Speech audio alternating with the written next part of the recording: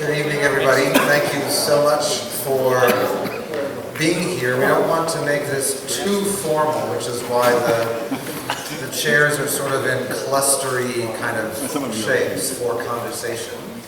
And I should say right at the beginning, my name is Jay Johnson, and I am on staff here at the Center for Lesbian and Gay Studies in Religion and Ministry at Pacific School of Religion. And it's a real pleasure to welcome you here this evening. Again, this isn't a real formal program. We wanted to have an opportunity to hear from a variety of people about the significance of the event, the anniversary of which we're celebrating this evening, the Reverend Bill Johnson's ordination.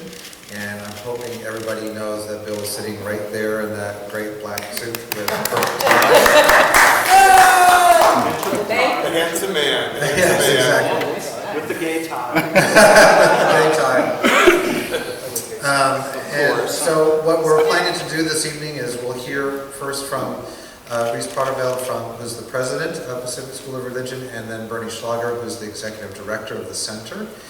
And then I'll come back and facilitate just a few comments, some very brief comments from a number of folks, and then we really want to engage all of you in some conversation about what we've heard tonight, and also about your own recollections, experiences, and looking forward as well, your hopes and dreams around the important issues concerning LGBTQ, equality, and inclusion. So, I'm going to ask Riess Potterveld, who's the president of PSR, to welcome us. Pretend I didn't welcome you already, and let Riess welcome. Because I'm also going to welcome people. We're very welcome. Thank you. I will welcome you here for this night and this weekend of activities that focus on what was a very important event in the life of Bill Johnson, but also for the United Church of Christ, for Pacific School of Religion, and for a lot of other folks who were experiencing that change within the life of the church and around the issues of ordination. But it really, if you went back and measured from 1972 to today, there's all sorts of other issues in the life of the seminary and the church that sprang forth from that ordination. I think at Pacific School of Religion, it wasn't until 1980 that the Board of Trustees adopted a policy that welcomed same-sex roommates into student housing.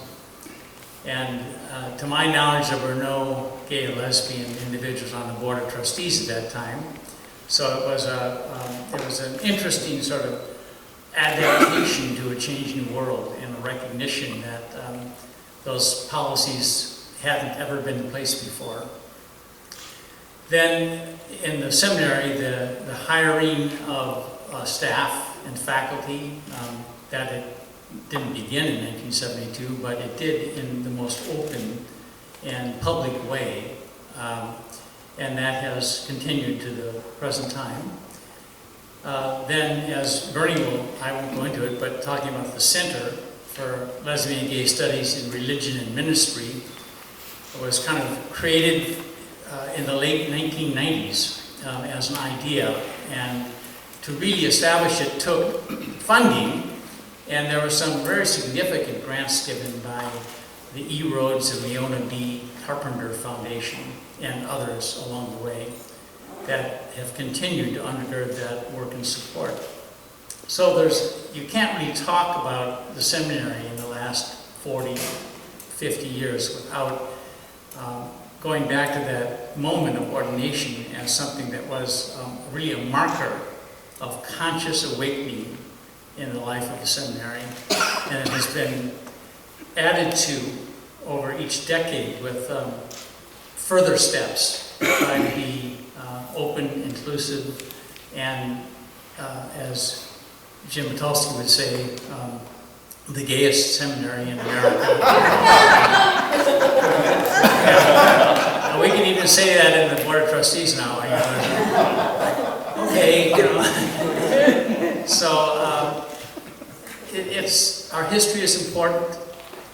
challenges that we've gone through, the pain experienced, all of that's important.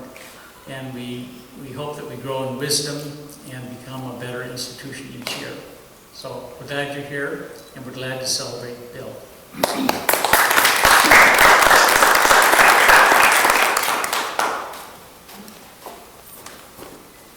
I'll be a little more formal. I was not going to be formal, and then I realized there was a camera in the offing, so I decided to be a little more formal. But let me again say welcome here. Welcome to Pacific School of Religion and to the Center for Lesbian and Gay Studies in Religion and Ministry.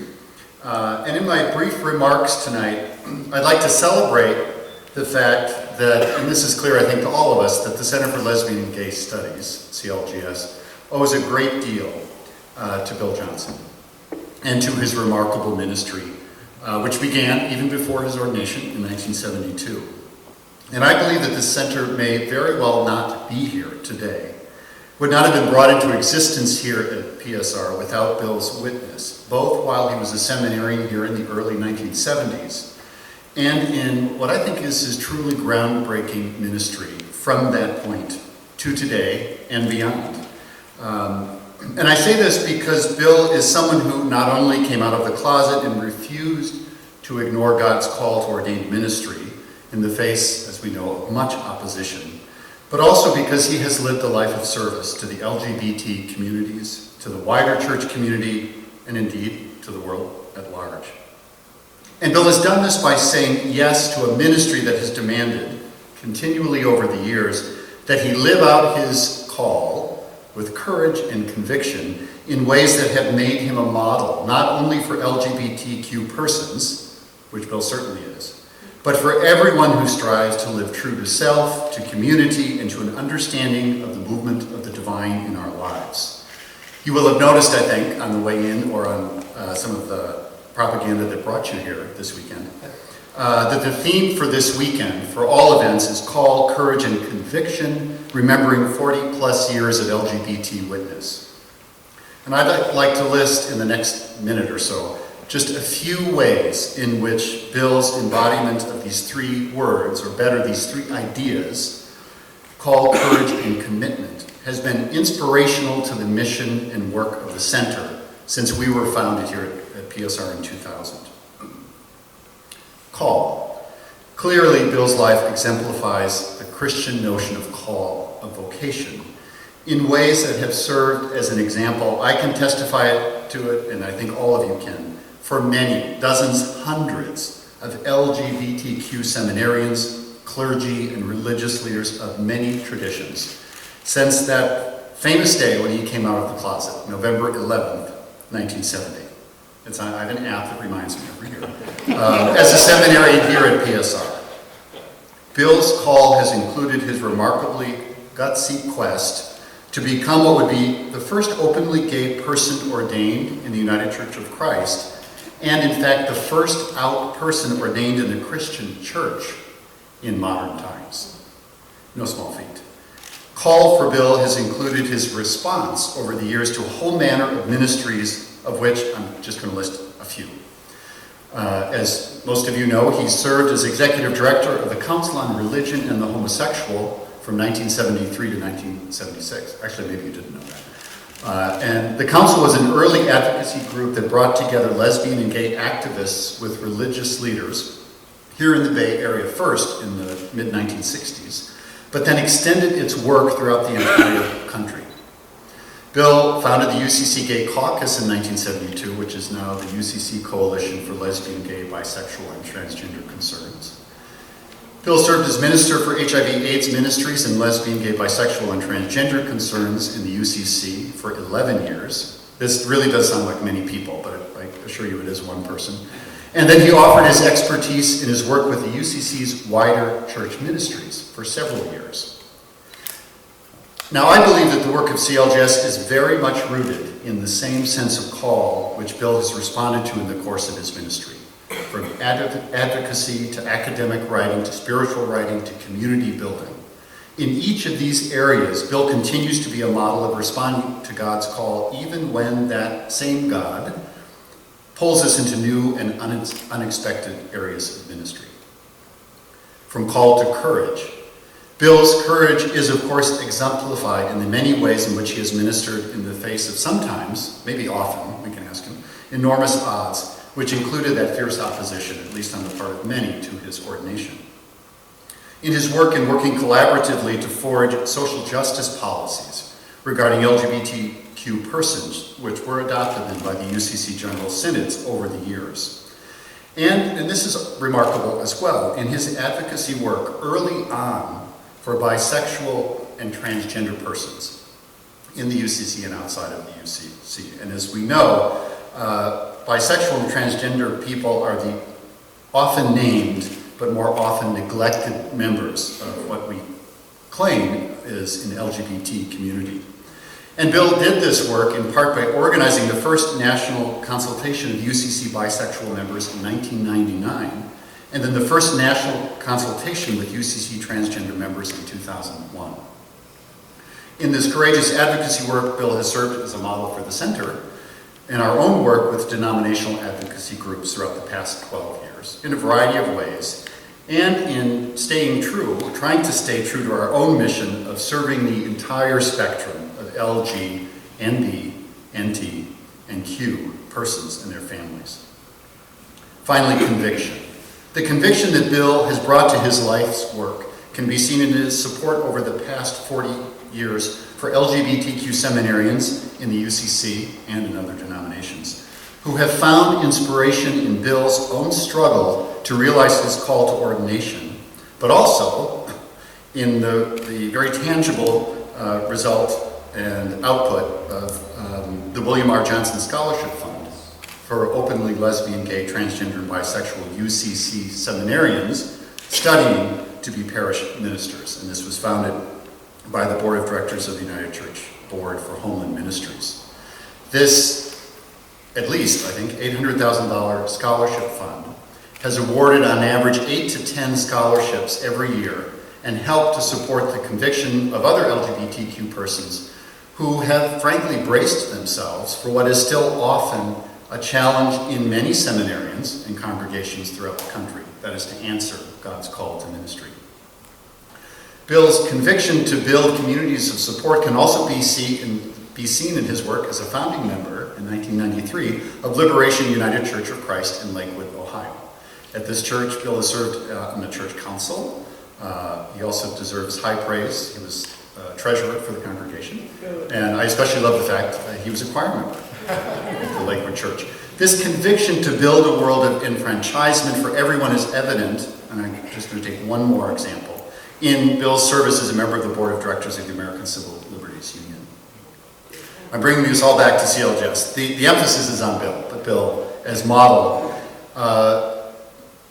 reflects, I think, what we hold to be near and dear to our hearts at CLGS and PSR, and that is to living out our mission, responding to God's call with conviction that by enlarging the circle of inclusion and genuine acceptance of all persons, we are doing the work of God in this world.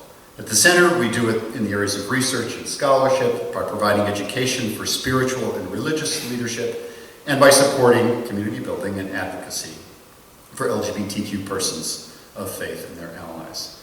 So I'd like to close my remarks at welcome with a recitation of the CLGS mission statement, which not only, of course, speaks to the work of the center, but I believe also provides a good description of Bill's life and ministry, past, present, and future, since he began this ministry at PSR, and even before, I realize, in the 1970s. Here is our mission at CLGS, to advance the well-being of lesbian, gay, bisexual, and transgender people, and to transform faith communities and the wider society by taking a leading role in shaping a new public discourse on religion and sexuality through education, research, community building, and advocacy.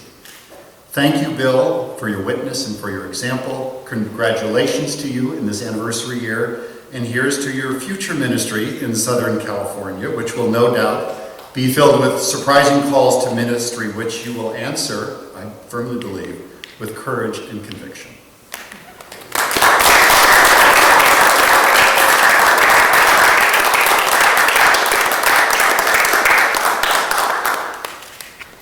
Thank you both to Riess and Bernie. So as I mentioned a few moments ago, what we'd like to do now is to invite a few people forward just to make some brief comments about really how Bill's ministry and what you just heard Bernie describe has made an impact on their lives. And so we can see some of those stories. There's just a few stories out on the table. And then we can have some conversation among all of us who are here. So I'm going to invite you up one at a time, and you can, I'm not going to give you, do any introductions or biographical blurbs. You can introduce who you are, and especially how you know Bill, and how you were connected with that event back in 1972. So the first person I want to ask to do that for us this evening is Rick Mixon.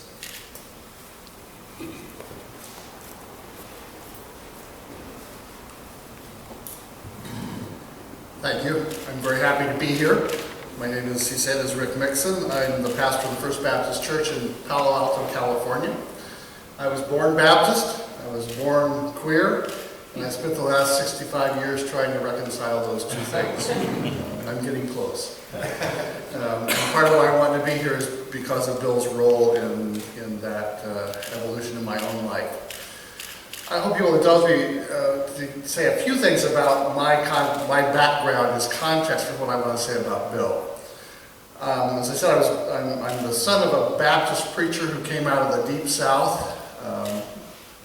I spent my adolescence in Boise, Idaho. We moved there in 1958, right after the infamous Boise scandal. It's a very conservative, Republican, Mormon community, not a great place to grow gay in the 50s and early 60s.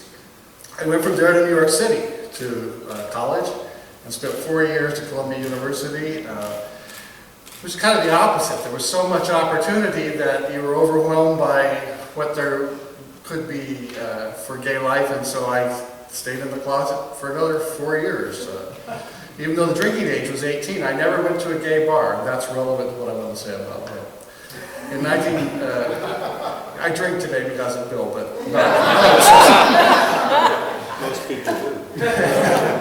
in 1969, I came to the American Baptist Seminary of the West as a seminary student, still very closeted, but feeling like I needed to be not in New York, but in San Francisco, because it's just, there was a call from this area, that this was the place to be if you had any gay inklings, and so I came here to seminary. In 1971, the spring of 71, it took me a while to figure this out. Is this right, Bill? The spring of 1971, the first class on gay issues was offered at Starr King School for Ministry. I think it was the spring of 1971. It was taught by a man named Jim Sorrells, who I read on Facebook last night, died this week. So if we remember Jim and his family in our prayers and sacred memory. The class, I missed the first class where everybody sort of said, this is where I am on the sexual spectrum. And so I ended up, by the end of that class, being considered the prototypical straight white guy in the class, partly because I was very interested in church and parish ministry and kept defending the church. And nobody came to seminary in those days because they wanted to do pastoral ministry, right? Nobody wanted to do parish ministry. It's all alternative kinds of ministry. But part of that class was, and so that's where I met Bill, was in that class, and it was a very influential class. It pushed me a whole lot further out of the closet than I had heretofore experienced. And one of the things we did in that class was a bar tour, right? The last night of the class, we all got together, we went to San Francisco, and we got in little clumps, and they told us, you know, now you're going into somebody else's environment. If somebody asks you to dance, you just graciously accept. Or if you're terrified, say, this guy that you're with is your partner. But I spent that whole evening with Bill Johnson and Steve Ott. We went to the Rendezvous, which was the sweater bar where all of the college boys went, right? We went to the Frolic Room, deep in the Tenderloin, which was the drag bar. We went to, I think it's called the Pit, right? We walked in, we walked right out. The big thing those days was the stud. The stud was brand new. It was the great alternate bar. So we ended up with the stud at the end of the evening. Do you remember this, Bill? I don't know. I've locked it. I remember it vividly. I also remember that at 2 a.m. the stud was just about like any other bar in San Francisco. People sort of standing around desperately hoping that somebody would invite them home. But it was a great experience. And then subsequently to that, I spent some time as on the board of the Council on Religion and Homosexual. I think I was the last executive director of the CRH. But in that context, Bill became a mentor to me and an inspiration. I remember sitting around your table. I remember sitting in your living room. I remember your gracious willingness to talk to me about what we were struggling with in terms of what the church might offer, what we might offer the church, how we could go about that. The courage and conviction of Bill helped to bring me out of the closet in the fall of 1973, about a year or so after Bill, and led to a long history with the American Baptist Church, which I'll tell you about later if you're interested in. But the thing I want to say is that Bill has been an important influence in my life, has helped to shape my life, gave me the courage to say, I cannot be a minister of the gospel and pretend that I'm somebody else. That the conviction and the courage to say, as a gay man, I have something to say to the church, something important that the church needs to hear. I have a ministry that needs to be embraced and accepted. And I thank you for that, Bill. I thank you for your courage. I thank you for your generosity, and I thank you for your love.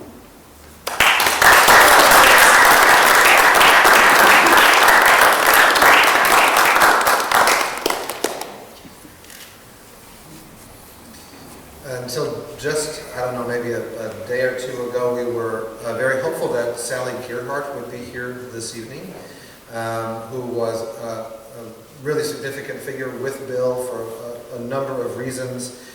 She's unable to be here this evening, unfortunately. We're very sad about that. But she did contribute some words, sent, of course, electronically. And Mark, I'm wondering if you would be willing, would you read that? So, and this is also a great opportunity to introduce Mark Bowman. If you don't know Mark, Mark coordinates the Lesbian, Gay, Bisexual, Transgender Religious Archives Network, which is a program of the center, and does wonderful, amazing archival work and history work around LGBTQ religious movements, figures, communities, sensibilities. Exactly a perfect fit for what we're doing here this evening. So, Mark. Thank you, Jay. Some of you may be familiar with Sally Gearhart. For those who are not, Sally's probably the saint of lesbian feminist theologians in this Bay Area and across the country. It was either in 71 or 72, I forgot the year. Someone audaciously invited her to do a lecture here at PSR to a group of clergy. And that lecture was called, as I remember, I think it was called Beyond God the Father, All the Church Needs is a Good Lay on Its Side. And my lesbian feminist friends say, this is before the internet, but sort of mimeographed copies of that address circulated hotly all across the country to lesbian feminists who wanted to sort of hear this amazing address. She became a great colleague of Bill's, and in prepping for this weekend, we had a couple of phone conversations, and she really wanted to be here. And I got a call this morning saying she couldn't, but she insisted that she had to say something to Bill. Dear Bill Johnson, darling, I'm not going to be able to make it to your celebration this coming weekend, though I've been hoping during these last few weeks that it would be possible for me to do so.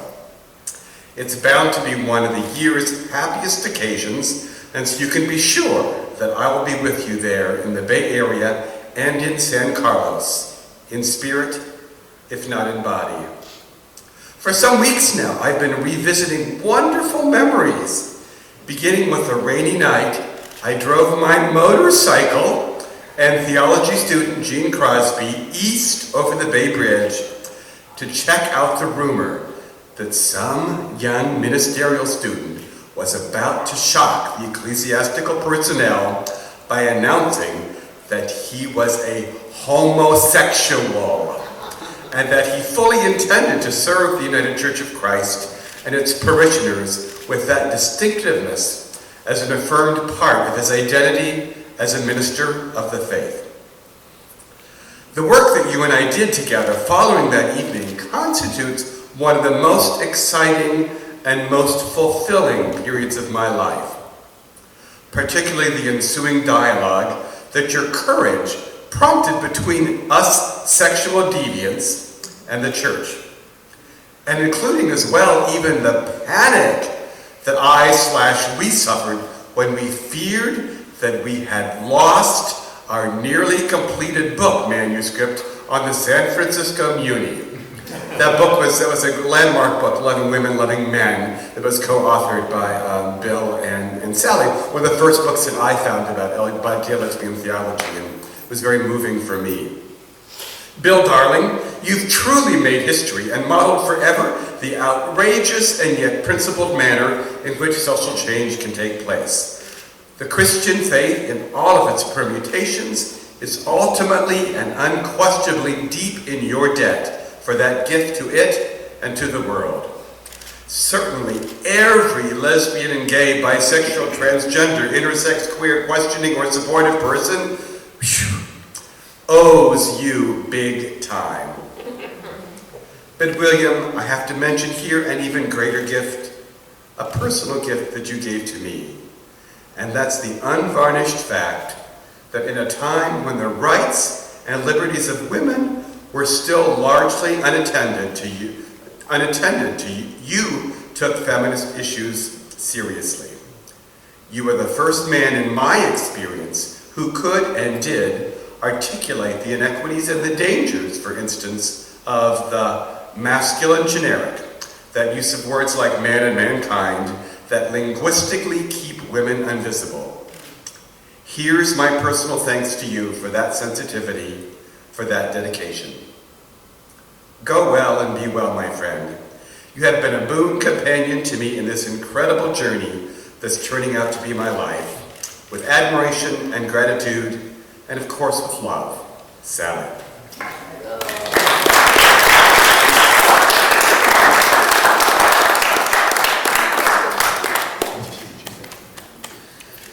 We also want to make sure that we have some voices and perspectives from those who may not have been involved in the work in 1971-72. And for this next person, I won't even say whether or not he was born in 1971 or 72. He can say so if he wants to. But to also make it clear that this was a really rich time that set in motion movements that are being felt still today in a variety of communities around justice, around inclusion, around welcome, around ministry. So I'd like to ask my colleague Roland Stringfellow, who is a delight to work with here at the center at PSR, to say a few words. I've been looking forward to this evening to meet Bill Johnson. I have not had the pleasure, but I had to speak tonight. And it was not a surprise that when you walked in, I didn't get a chance to introduce myself before tonight because everyone mobbed him and you had to kind of wait and now the program has begun. So. It'll be worth it. I am from Indiana, and currently I'm the Director of Ministerial Outreach for the Center for Lesbian Gay Studies. And I work with the Coalition of Welcoming Congregations. There are over 200 congregations here in the Bay Area that are open and affirming, inclusive, welcoming of LGBT individuals. And I also have a particular ministry to African American congregations and helping them to become more open and inclusive to all individuals in their communities. As I mentioned, I'm from Indiana and was in the Baptist Church. And back in 1988, accepted my call into ministry and was enthusiastic to accept that call. So then for the next decade, I was struggling with my sexuality and going to my pastor and going to various places to try to cure myself or get rid of the thorn in my flesh, as many people told me that I had. But I went to a conference on spirituality and sexuality and met my current boss, Bernie Schlager. And he and I were talking, and he says, you know, there's a great place I'm going to tell you about. It's called Pacific School of Religion. You can get your Master's of Divinity with an emphasis on LGBT ministry. Like, who had ever heard of such a thing?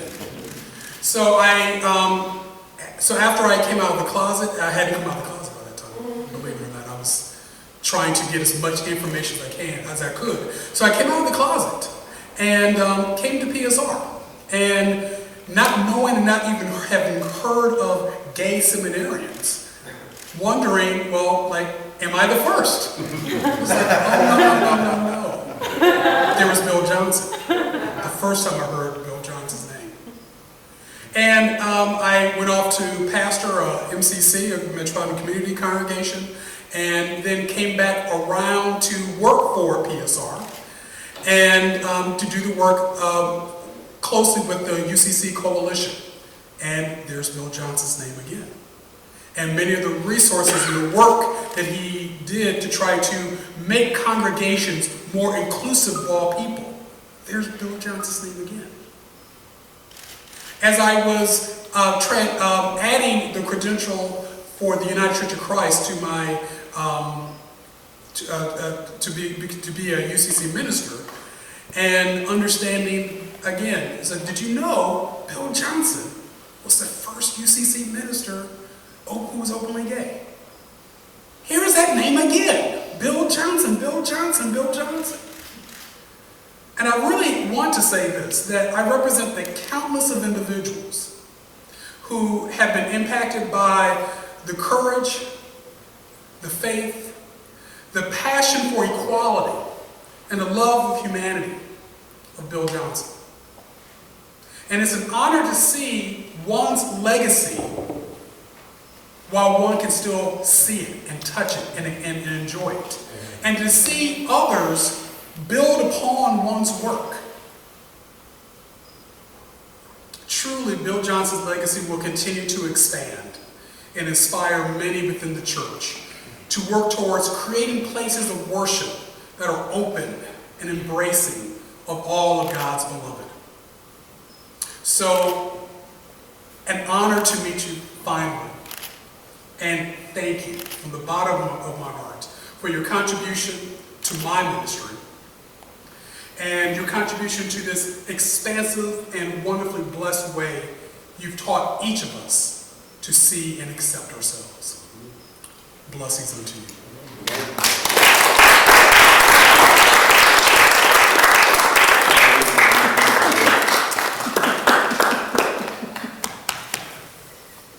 You heard a brief mention earlier this evening about the congregation in San Carlos, which was the congregation where Bill was in care. Was that the language that was used back then for ordination? So I want to ask John Rogers to come. Am I remembering the San Carlos correction there correctly? I'm not, am I? But ask him anyway. Yes, okay, good. Well, I certainly want you to come up here. Whether I've got that connection correct doesn't matter. Yeah, sure, you're welcome. I'm John Rogers, and I'm accompanied tonight by my wife, Barbara. And we've spent the last several days together with Bill at Pilgrim Place in Southern California. I bring greetings to you from a number of people you may or may not remember. Eleanor Scott Myers is our neighbor, David Jameson, Lynn Rhodes, and other PSR people. Barbara and I met Bill during his first month of seminary at PSR at a conference in 1968. And it was love at first sight. We really found one another and found a friendship within a week's time. And Bill seemed so appreciative of that friendship that he gave us a gift before we left for home in Seattle at that time, where I was pastoring a church. he gave us a bag of marijuana. And we were so square, we didn't know what to do with it. So he came up several times during that year to try to teach us what to do with this bag. By then it had dried out terribly. No good. I remember, Jim, you were mentioning bar scenes. I was doing a night watch ministry with Mineo Category in Seattle, in Skid Row. And I took Bill with me on one of those evenings to a gay bar. We sat down, had a beer, watched the men dance with one another, and I said, Bill, how do you feel in this kind of environment? And he said, I feel strangely at home. And I said, I thought you might. Let's talk about your sexuality. And so that's where the relationship really began to build. That summer, Bill came and worked with me to try to start a new church south of Seattle. And I proposed that he go through a period of discernment with trained professionals, and he agreed. And at the end of the summer, I felt that he had emerged very clearly in his own mind that he would seek ordination as an openly gay man. I think that was a good experience. We've talked about it quite a bit these past few days. And then while Bill was working on his degree at PSR and trying to go through the ordination process, which was, as you know, a real hassle, I secretly moved from Kent, Washington to the Southern California Conference of the United Church of Christ. One of the things Bill needed to have to qualify for ordination, among many, was a call to ministry from an institutional body in the church. I had started a tent maker ministry soon after arriving in Southern California, where we had about 20 lay and clergy people working together trying to create house churches. And the board of directors of the Southern California Conference issued a call to Bill to join that team, which was one more hurdle for him to jump over. Lots of hurdles to jump through, right? As I've thought about this weekend, I've come to the conclusion that it takes a village not only to raise a child, but to ordain a child of God. It's not something that any one person or church is authorized to do. It takes a village of people. And this association, this academic community, represented Bill's village at that time, with a lot of people contributing to his ultimate success. And there were a few of us who were not members of the village, but were square and straight outside, doing our part as we could. I think we all know that the ordination of Bill was a costly affair for lots of people, especially for Bill, but for other people who paid an ultimate price in their involvement in doing this. I think Bill's ordination was a game changer, not only for the United Church of Christ, but for all of Christendom. And the ripple effect seems to be growing more and more rather than subsiding after 40 years. And I wouldn't have predicted that at the time. On a personal level, I think Bill set the bar much higher when it comes to honesty and integrity for us all to measure up to. And on an institutional level, I feel that the seminary and the church, and in particular the Golden Gate Association, answered a call that most associations never will respond to in that way. So I thank you, villagers, for your support of Bill during those years. And I hope that even straight and square people like I can help be a builder for eternity.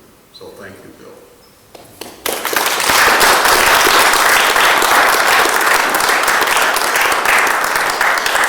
It seems that everybody has to embrace you.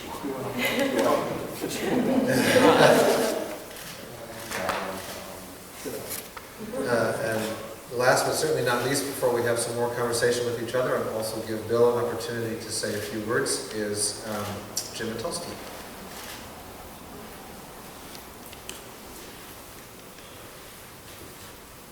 My name is Jim Mitulski, and I'm a graduate of Pacific School of Religion and pastor of the New Spirit Community Church that meets here on Sundays in the chapel.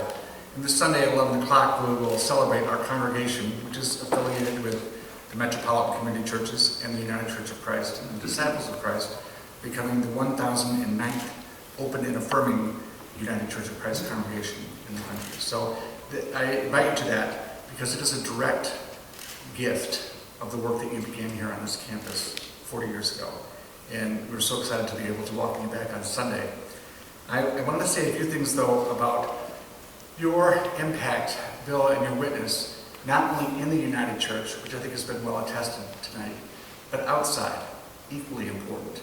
And with particular gratitude from your friends in Metropolitan Community Church for the work that you've done.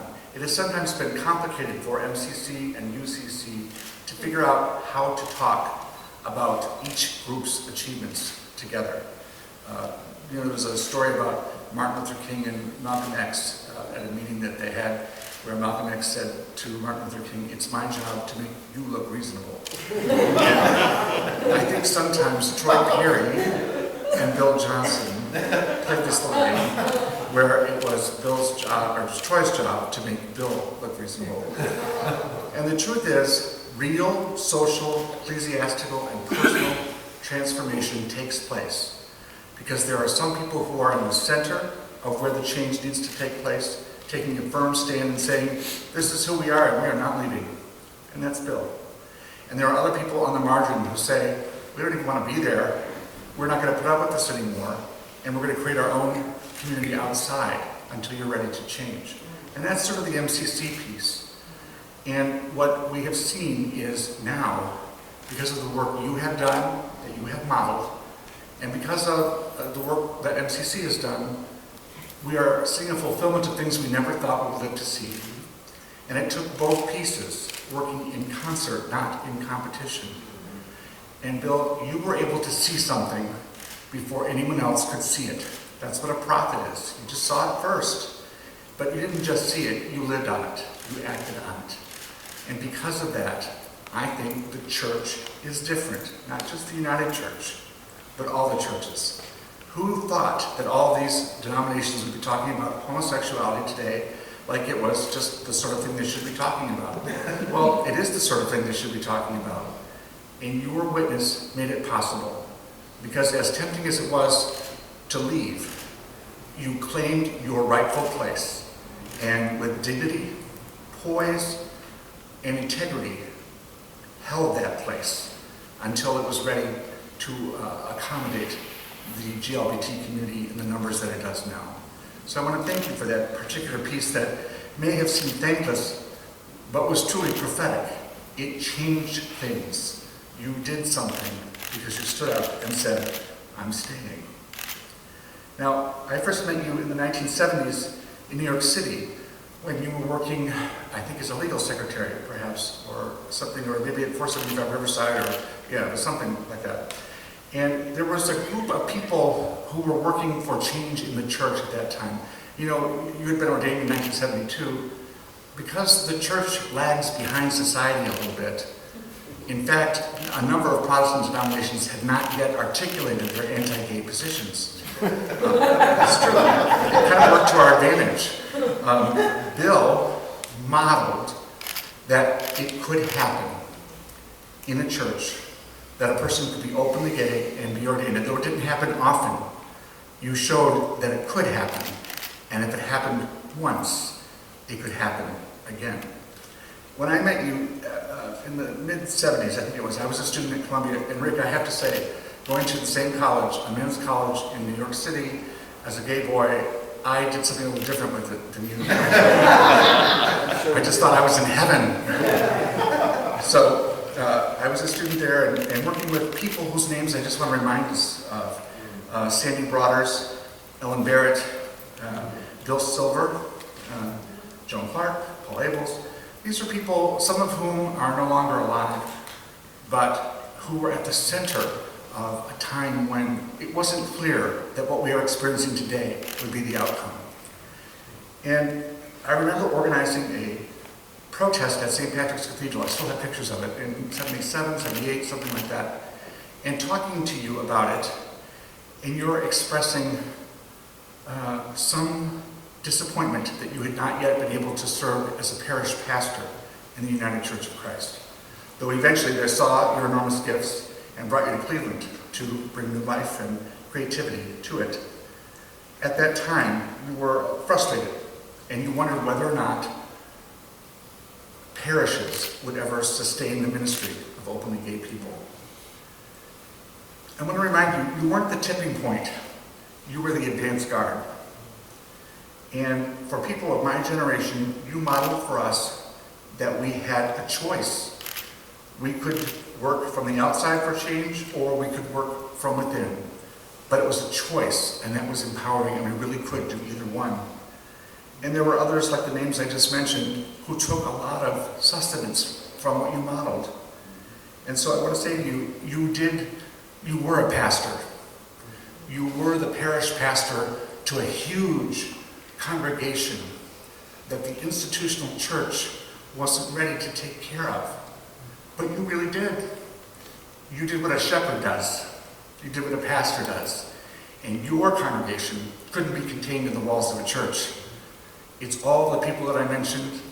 It's the group of gay and lesbian seminarians that gathered at Union Seminary in the late 70s at a meeting that you spoke at that I was present for. That was your parish, not in the church. And it was a more interesting one than you might have found in the church. And more interesting people, I may say.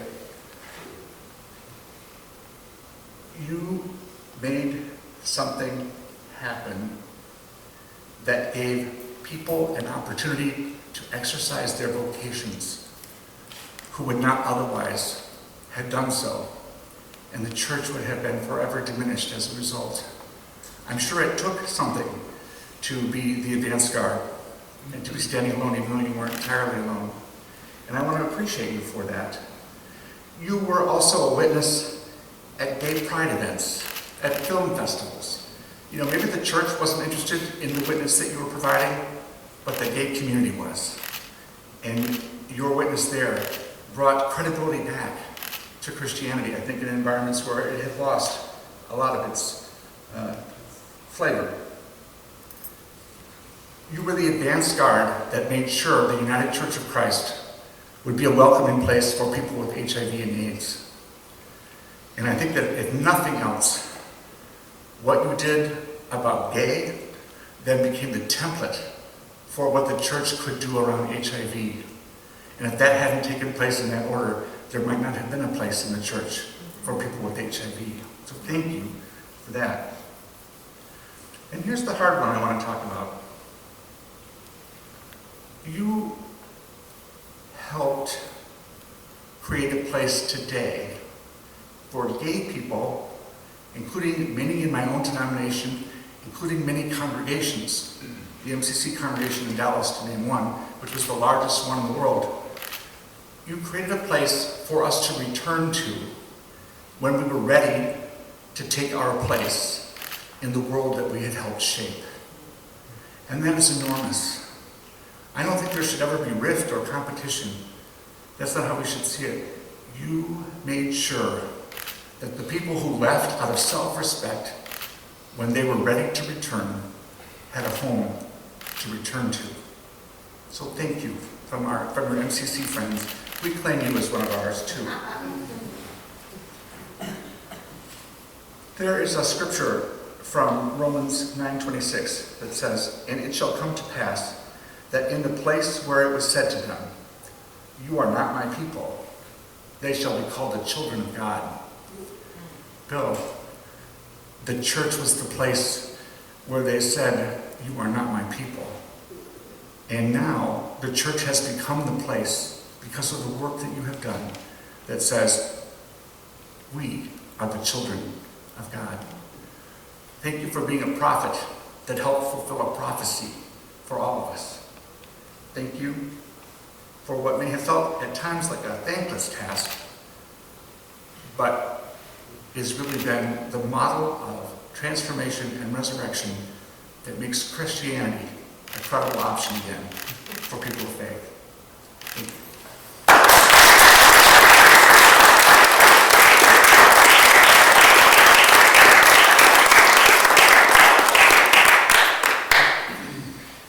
Bill, I want to give you an opportunity to say something if you want to, but you don't have to. I know, what am I saying? Bill! And I heard you say a few words. I thought, wow. Okay. Well, I'm tired. Sometimes you walk out your front door and you take a step out and you know where you're going. And you go there. And sometimes you step out your front door and you take a step out and you have not the slightest idea where you're going. And that's pretty much what happened to me on November 11, 1970. Talk about stepping out in faith. That's what I did. But I really have to say these were lovely things you all said, and they're all true. But I have to tell you that in my soul, there was a motivation that comes out of a fundamental theological belief that I have. And that belief took me a number of years before I could really articulate this thing in my gut. That belief is that God created us for freedom, not for repression. And the truth is that much of what I did, especially in those early years, was because I wanted to be more free. So at one level, it was really selfish. And there was a part of me that consciously knew that that there could be some benefit if I could, stick with it and go through the struggle and all those things. And that some other people might benefit from it too. But then, of course, I started meeting all these wonderful people. And, I don't know that Rick Mixon knows this, how much I agonized over the struggle that he had in the Baptist church. And how long it took.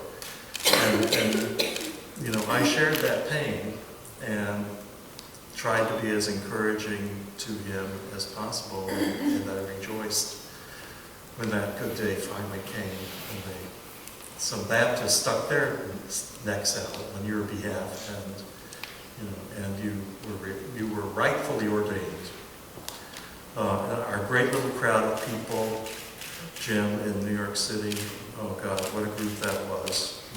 When I had left all my California connections, and there were all these dynamic, wonderful queer people in New York who were religious, and we had some really wonderful conversations and some really wonderful times. And it meant a great deal to me because I was a duly ordained word processor.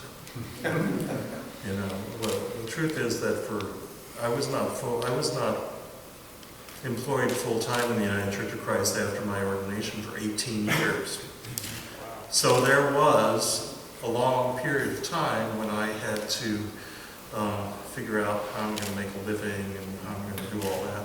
And I did the things that I needed to do to stay alive and to keep at it. But the other, I guess I would have to say the other driving force within me was I believed that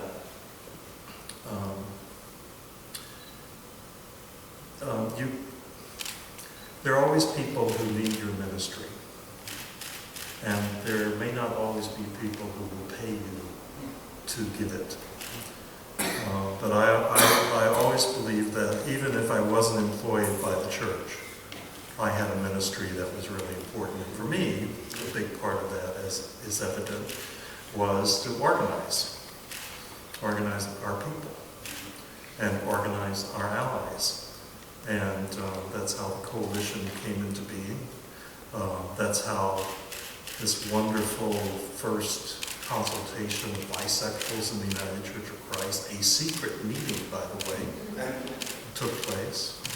That's how, because we had to write to these, many of them were clergy, so we had to write to them and say, we'd like to invite you to a weekend consultation on the future of God's mission, so that they could take that to their church council and say, gosh, the whole denomination wants me to come to this and talk about this very important thing.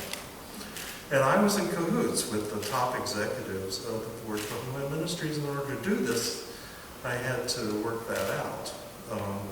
And I knew, and then I would call them up and say, "Now, you understand this really is a meeting of bisexuals." And they would say, "Well, yeah, I know, but thank you so much for inviting me in this way." So, and then I think one of the most amazing moments of my career was our consultation with transgender people, who I had met over the years, various people, and I finally said, "Let's get them all together." And we didn't go off to a retreat center. I brought them to Cleveland, to the church house. And because I wanted everybody in the church house to meet these people and to get to know them. They're all fabulous people. Well, they're all fabulous. Everyone in the room is fabulous. So. But I remember sitting in the first service, the circle, the very first moment that they met, and John Thomas, the president of the United Church of Christ, was with us.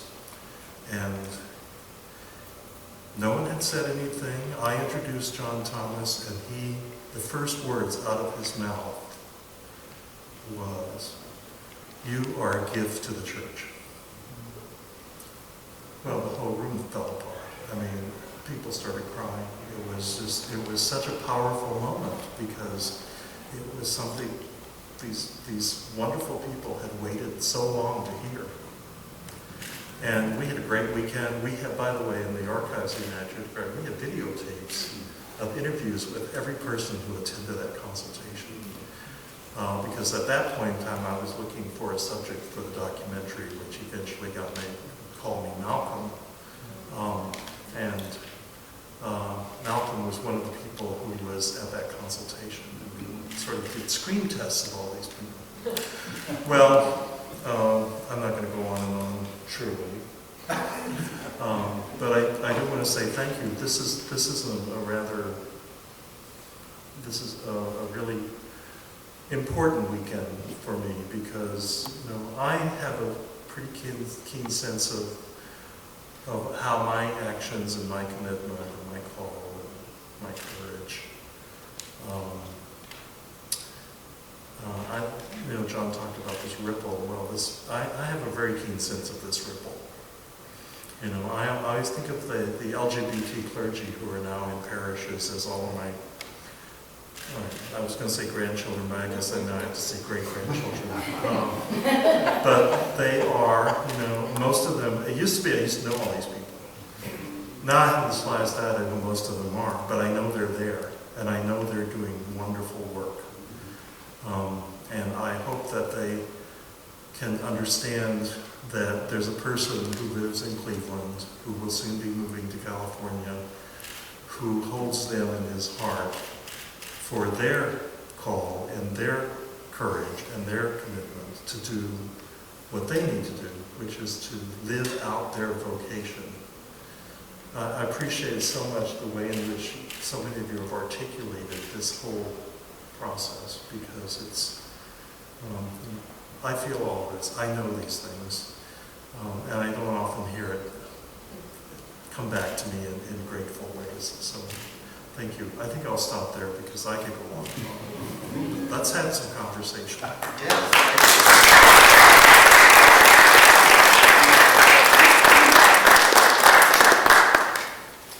And I want to be respectful of the advertised time for our gathering here tonight. We've reached that appointed time, but I don't want us to just suddenly leave the room without an opportunity to have at least a little bit of conversation with each other. And I'm thinking that it might be great just to do that by asking some questions. And what questions do you have about anything that you heard from the speakers that we heard this evening, and also about how this work needs to move forward? I think it's important to notice those ripple effects, it seems to me, and to mark what happened 40 years ago, and to remember what happened at the United Methodist General Conference in Florida just recently, which was not a great example of... Can I just add one thing about the center? Please, you bet. Where to find the documentary, Tell Me Malcolm, and there was one, Bisexuals, You Are. Do you know that documentary? Yeah, I produced them both. Okay. The documentary is entitled Bisexual, with hyphens in the word bisexual. And Bisexual and Call Me Malcolm are both available through United Church Resources in Cleveland. And they're all on DVD, of course. UCC.org, is that the URL for... Yes. Yeah. So if you go to UCC.org. Okay. Click on buy it. Yeah, click on buy. Yes. Why? It's hyphenated. With the dollar sign. What else?